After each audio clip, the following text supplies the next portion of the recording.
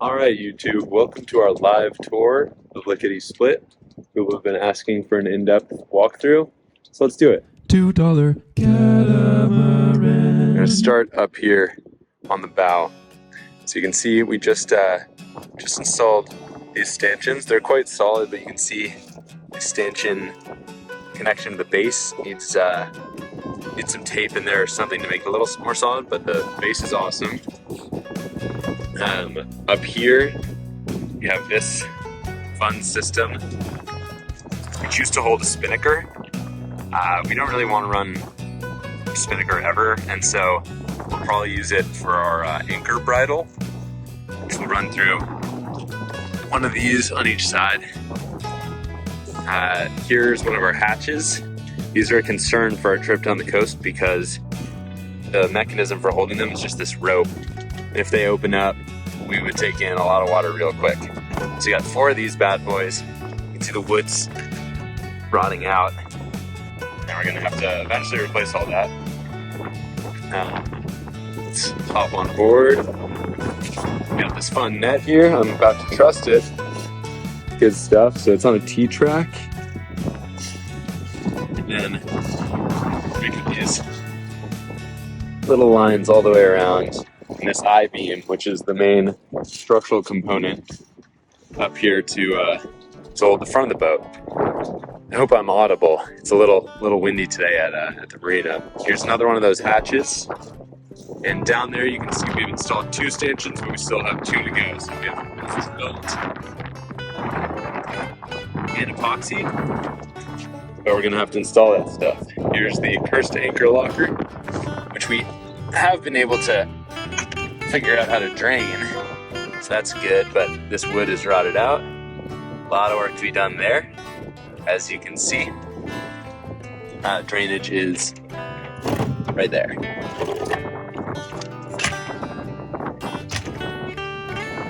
We have these seats/storage compartments, which were, I think, a nice idea, but this wood, let's see if I can find a soft spot, there you go.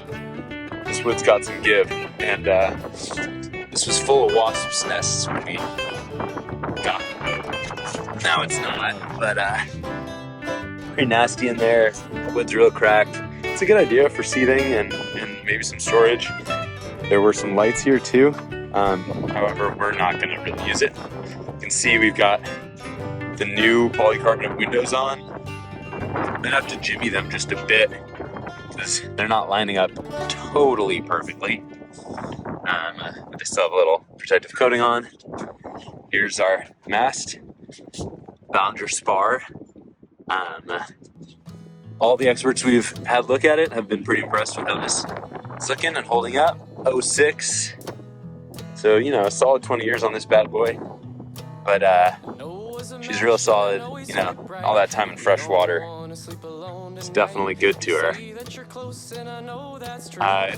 There's a steaming light right there that works. I'm still working on the anchor light up top. And we just had, yesterday, new diamond spars, or diamond stays installed. So these guys, which run up, yep, hold the mast and distribute pressure on it.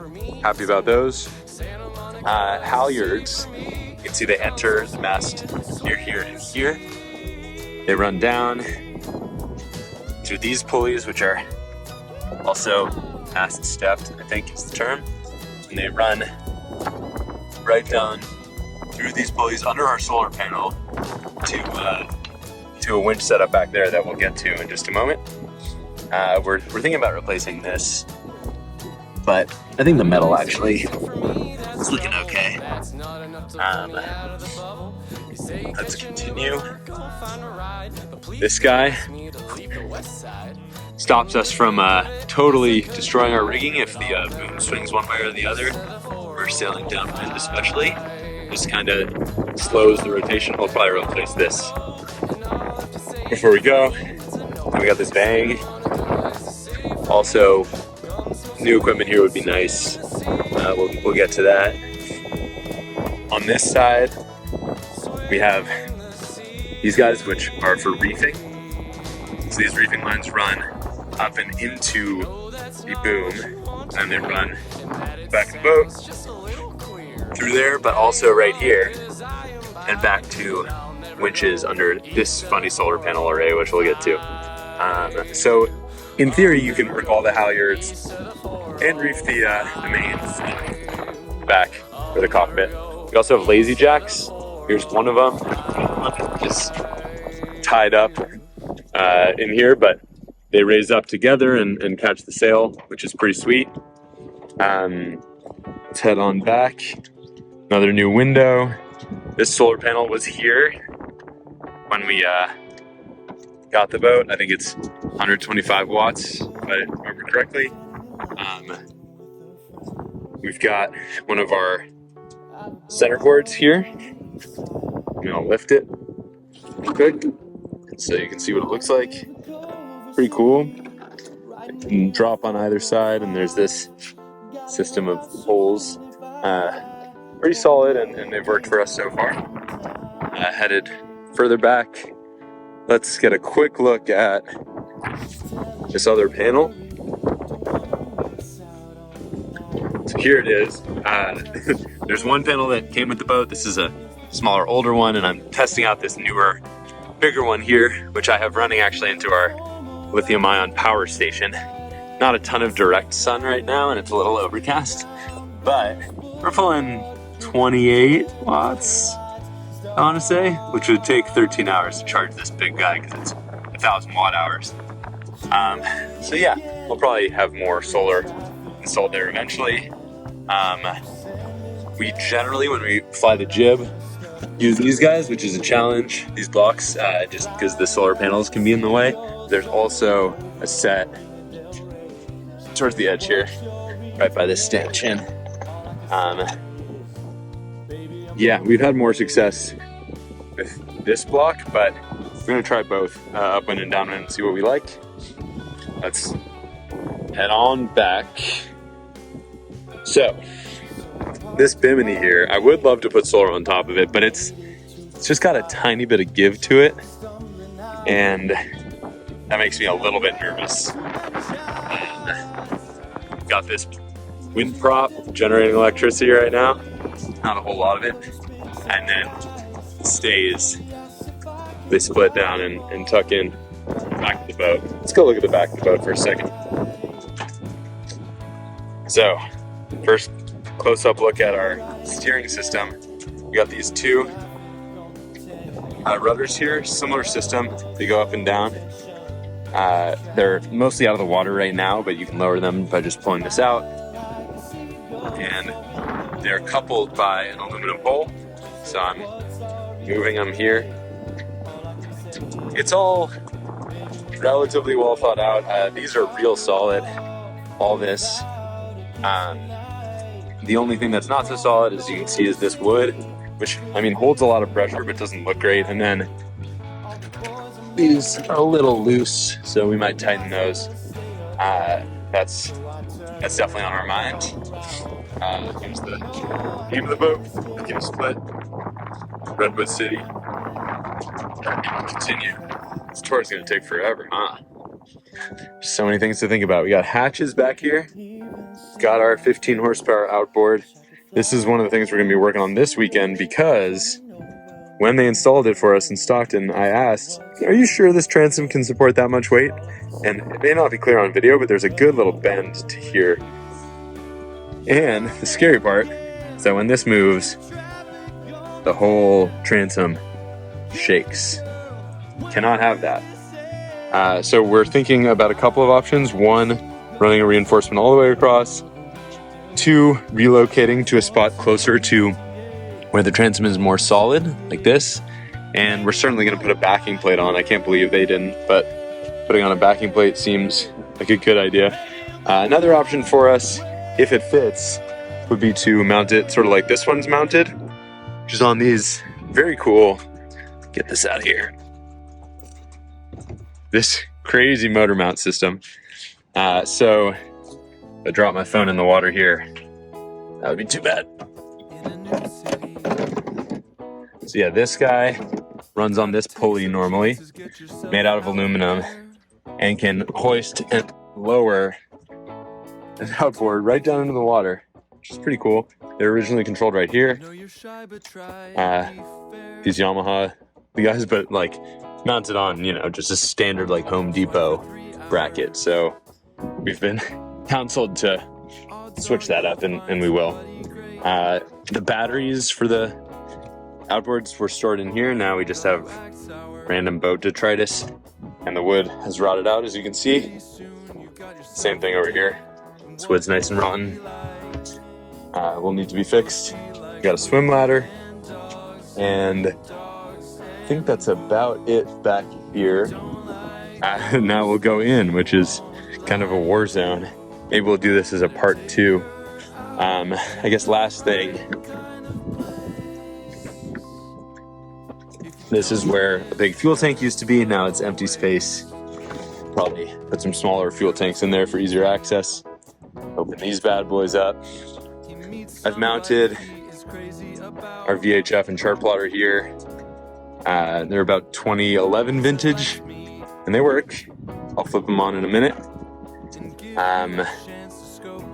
These guys all through here also work, but it'd be really nice to replace them with something better. There's a distinct lack of cleats back here, and cleats are, you know, pretty useful when you're trying to sail.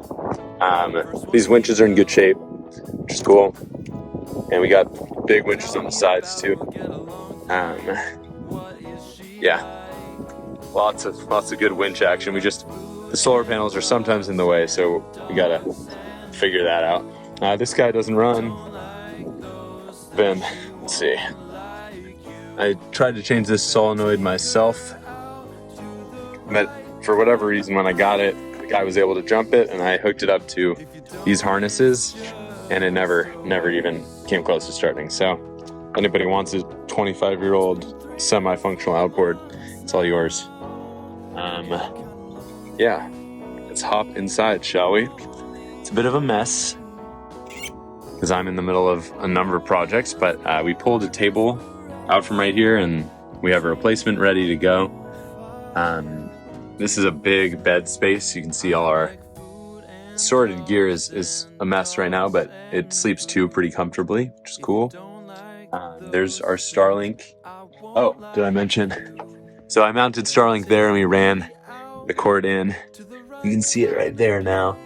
So we planned for that. There's this cool compass embedded in the wall here. Yeah, let's just start touring the interior, shall we? So, port side is our kitchen area. We got this stove. We got these kind of storage steps everywhere. Here's one berth. It's a bit of a mess right now. Let's hop in. Oh yeah, up close and personal. Back here is a refrigerator compressor. It runs Freon through these copper pipes all the way out and to a refrigerator, which is in here. We'll not open that because it smells so bad in there. We got a pretty standard sink. All of our gadgets here, water tank. Keep moving. Here's the battery bank, one of them.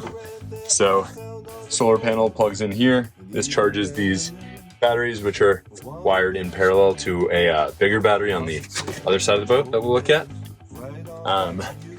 This is connected to a number of electronics. Like you can see, there's this whole panel, and routes down to this bilge pump, which is totally dry, which is good news. And yeah, the bilge pumps all work, which is kind of a miracle. Got storage up this way. Could do something more with this space eventually. Here's one of the spots where the chain plates are mounted on the outside of the boat. And these crazy things are the sheaths for the centerboard. So these are like closures that run all the way down below the waterline. Pretty crazy. design. You can see on the roof we had some water damage, and there's this styrofoam that we're gonna eventually get rid of. This boat is super open and beautiful when the windows are uncovered, like this one, although we have a little mesh on it. We're gonna uncover these soon. And yeah, we'll continue. Here is G10 backing plate that I'm hoping to use for the motor mount. Here's a fun little GPS communicator, some emergency equipment. Here's a backup VHF. And then over here, starboard side, is the head. Behind it, some more storage. There's a holding tank, and then this whole system here, which I haven't even gotten around to trying to test, which is water filtration, water maker, I suppose I should say. There's just so much to look through here. I mean, like, look at these wires, and they all run over to this circuit board here, which I've been toying with.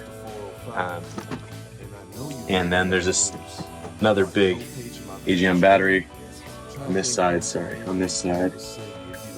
Another berth here.